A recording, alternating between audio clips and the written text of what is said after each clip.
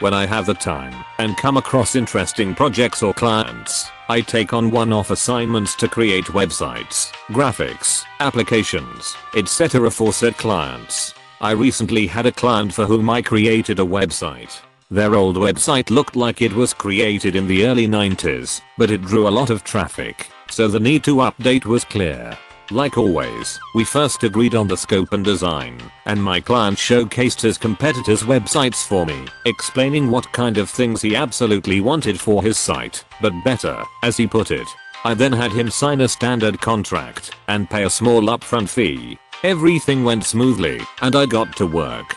After the project finished, and I sent an invoice to my client, he told me that he won't be paying anymore. During the few days that I had worked, he had watched some YouTube videos about creating websites, and he had come to the realization that he, without any prior experience in web design or programming, could create an equally impressive site in pretty much the same time as I had, and so he didn't feel like he should pay me anything extra. I reminded him of our contract and he flat out said that I'm free to take him to court, but he won't be paying me. Obviously I had no intention of taking him to court because it would result in more headache than it'd be worth, but I wasn't just going to let this slide. The website was already live and teeming with visitors, but my client, although they were a newfound web design professional, hadn't realized that I was still the only one who had access to the site's backend, which meant that I could make any changes to the site and he couldn't do anything about it. So, I remembered how he had told me about all of his competitors' websites. I figured the appropriate response would be to write a script that replaces his company's contact details and opening hours with those of his competitors. Every time the site would load, the script would randomly show one of the competitors' contact details instead. I also made it so that the contact form requests would be sent to a randomly selected competitor's email. I chose not to inform my client of this and went on to enjoy my vacation.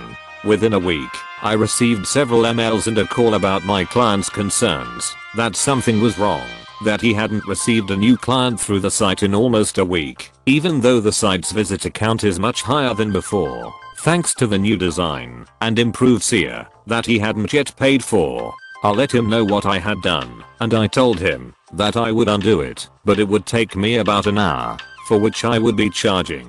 Since I was on vacation, I'd apply the rush fee stated on the contract for that hour.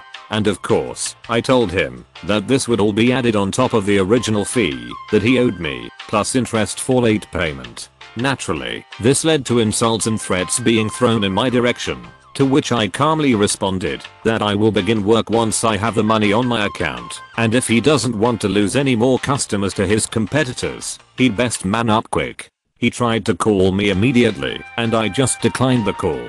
After the second attempt to call me again, I sent him directly to voicemail. I received an express payment to my account the very next morning.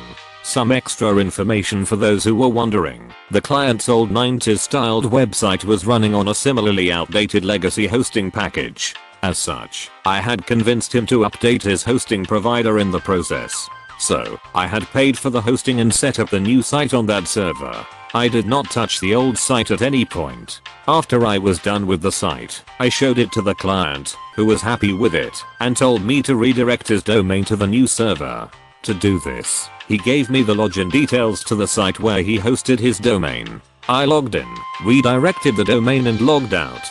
Then, after it came clear that my client hadn't paid me and told me that they wouldn't pay me, all I did was modify the code that I had written that was on the server that I had set up, that the contract stated would be my property until the final payment was made. As my client didn't pay, I merely edited code that I owned on a server that I owned.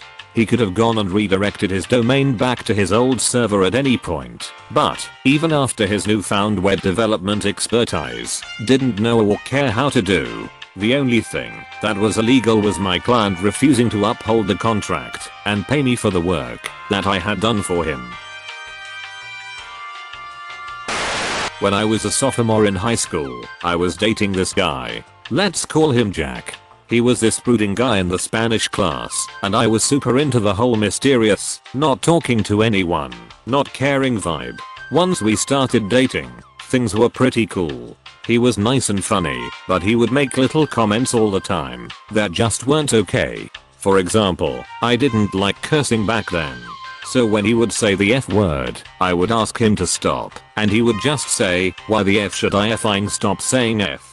Over the next few months, things got worse and worse. He didn't want me talking to boys, which I accepted as him just being a jealous boyfriend.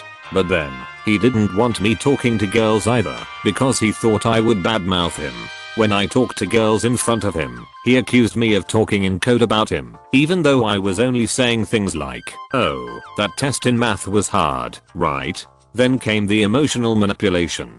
When we could get into arguments, he would storm out of my house and cause scenes in front of my neighbors, forcing me to just agree to whatever he wanted, so that he would stop making me look bad in front of others. He would say things like, "Oh, if you love me, you would do this." One time, I tried to break up with him, and he ran to my house 10 miles away to make sure that I felt guilty enough to stay with him. Not long after all of this came the physical stuff. He would throw things, hit me, he even punched a hole in my wall. That was fun trying to come up with an explanation for my parents. 10 months after we started dating, I finally ended it after he sexually assaulted me. I told my parents everything, and they made sure that I was able to break up with him without him guilting me into backing out. What I didn't realize was that, during the sexual assault, he'd taken pictures. The next day at school, he threatened to show them to everyone. His friends, my parents, teachers, college admissions, everyone. I told one of my rather intimidating friends about it, and she made sure to put a stop to that. She ended up hunting him down, beating the shit out of him, and forcing him to delete the pics. She was the best, and I made sure to buy her a burger for that. He'd also lent me his graphing calculator for algebra. You know, the ones that cost like $200. He told me that he didn't want it back, but that he wanted the money to buy a new one. He also wanted $500 for all of the pizza, dinners, etc. that he bought me over our relationship. I said F that, bagged up all of the stuff he'd lent me, and put it in his locker. When I got home that night, the bag was sitting on my front porch. I ended up driving to his house and giving the stuff to his parents, making sure to explain that while he bought me food, I also bought him food, so I didn't owe him anything. All of that is a long-winded way to say that this guy SCKED. Fast forward about a year, I was in therapy, taking medicine, and doing much better after that entire ordeal. I hadn't spoken to him at all, and things were great. Then, I get a call from him. Now, Jack's dream was to join the Marines. He'd been training with the Marine recruiter for nearly 2 years, getting in shape, making sure he was up to standard to join. As much as I hated him, I have to admit that he worked his butt off for that.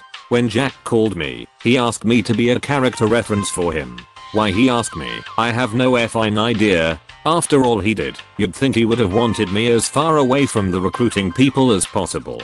Nonetheless, he asked. So, I did what any good friend would do, and I told him, sure, I'd be happy to be your reference. He said great, and told me the stuff to say once the recruiting officer called. Stuff like, Jack's an upstanding person, very loyal, very strong, very hardworking, a great guy to have in the Marines. I said no problem, and hung up. 2 weeks later, I get the call. Sergeant whatever asked me a couple of questions, like how did I know Jack? Did I think he would be a good fit for the Marines? What kind of person was he? Etc. You better believe that I told that guy everything.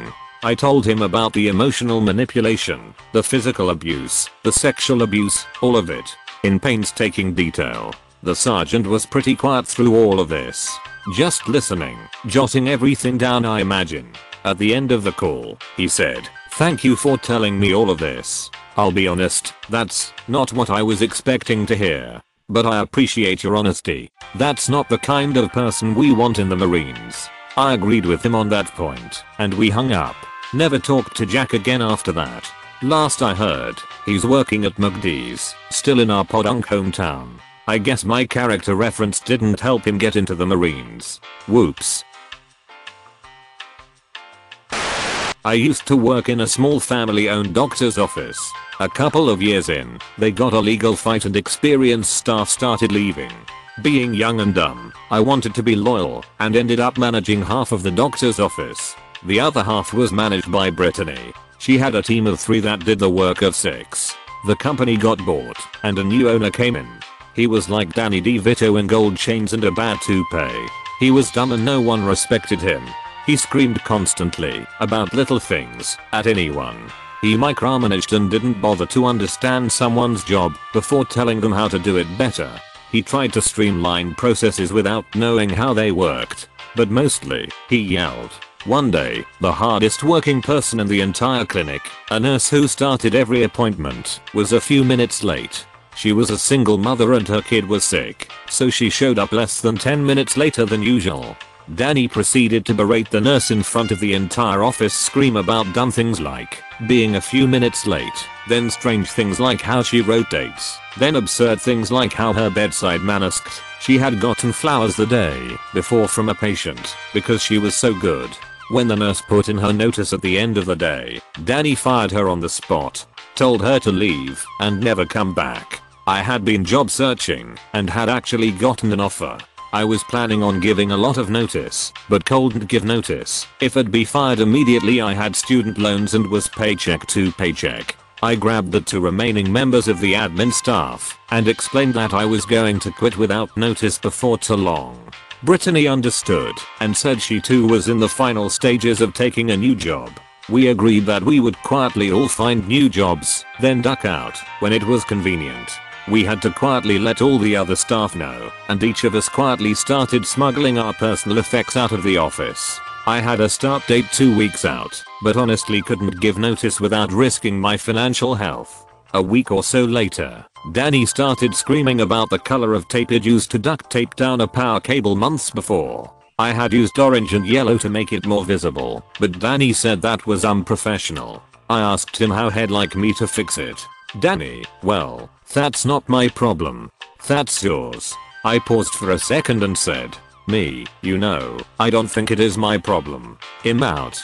I grabbed my small box of desk things as Danny howled at me. Danny, you will never find another job in this town. I own every doctor's office in this county. I don't need you, since I've got Brittany. Brittany looked at him and said, Brittany, I'd been meaning to tell you that today is my last day. We packed our things and walked out as Danny called the cops, saying his employees were stealing things like their own birthday cards and pictures of their kids. We texted the 3rd employee, who was on lunch, and explained what happened. It sounds like she didn't go back. And without front desk, billing, or nursing staff, a doctor's office simply can't run. I'm told they were closed for almost 2 weeks before they got temporary employees, but had no one to train them. Danny shuttered and resold the business a few months later to the big dog in the industry, which is a charity. Since their books are open, we saw that they bought the company, really just the clients list, for about 15% less than what Danny had paid a few months prior. If you enjoyed the stories, slap the like and subscribe button for more of them, and don't forget to support the original writers with an upvote. Links are in the description. Peace out, and catch you tomorrow.